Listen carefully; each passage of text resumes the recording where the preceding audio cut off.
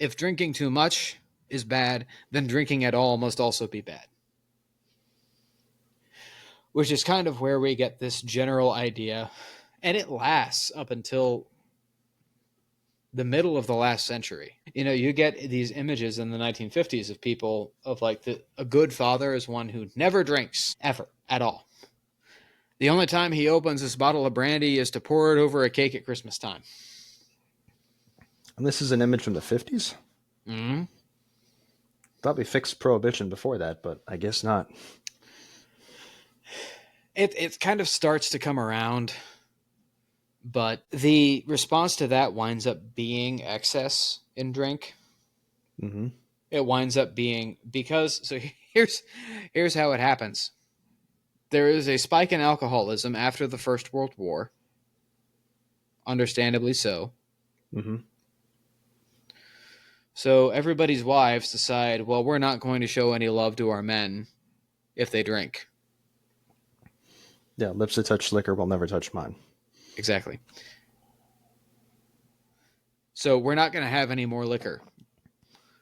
So the state, the government, actually bans the sale of alcohol.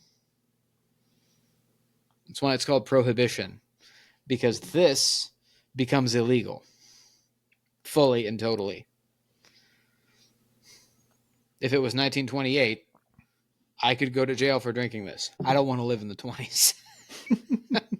100 years ago, this would be illegal, massively illegal, because everybody thinks that alcohol in itself is an evil.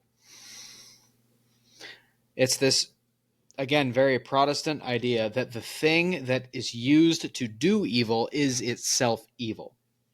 The tool is evil. So if we get rid of the tool, then we'll get rid of the evil. Man is good until he is given an evil tool, because an evil tool can only be used for evil.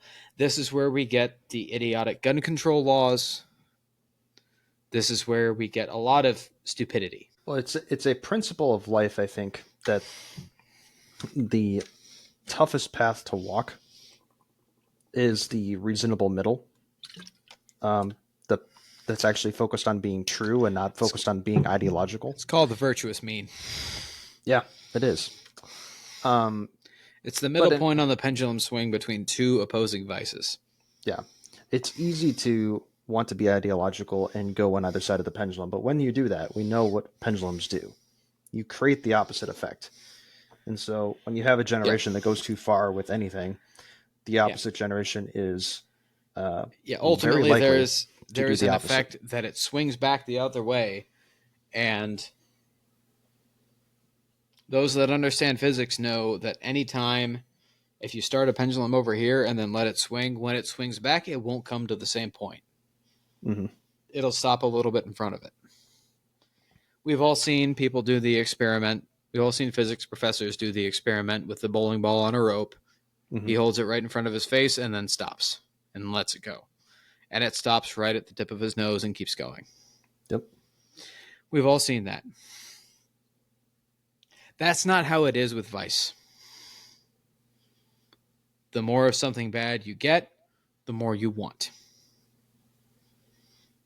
Actually has the opposite effect. So with vices, when you start at this end, as soon as you rebel against that and tug on it, it yanks you over to this end. Yeah. And way farther over here than you started at over here. So the Puritans have this idea that, alcohol is bad. And then when they have this idea of what temperance is, it means, not actually drinking it, but, we'll pour brandy over our Christmas turkey, or we'll bake cake. We'll bake a cake with rum or anything like that.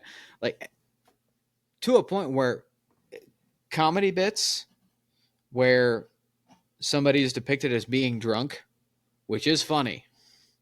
Foster Brooks is one of the funniest men that ever lived. Did one of the funniest drunk impressions of his ever done. Never touched a drink in his life. But his drunk bit is probably the best ever done. Because we should be laughing at drunks. Yeah. because they need to be laughed at. They need to see how absurd they are. We don't laugh at them when they're sober. We laugh at them when they're drunk. It'd be sad if the laughter doesn't work.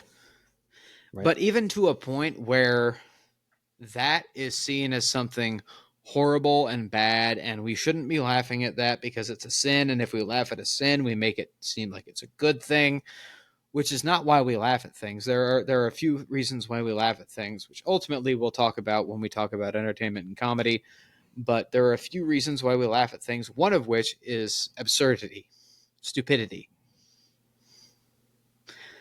We laugh at things that are wrong because we want to laugh in the face of evil.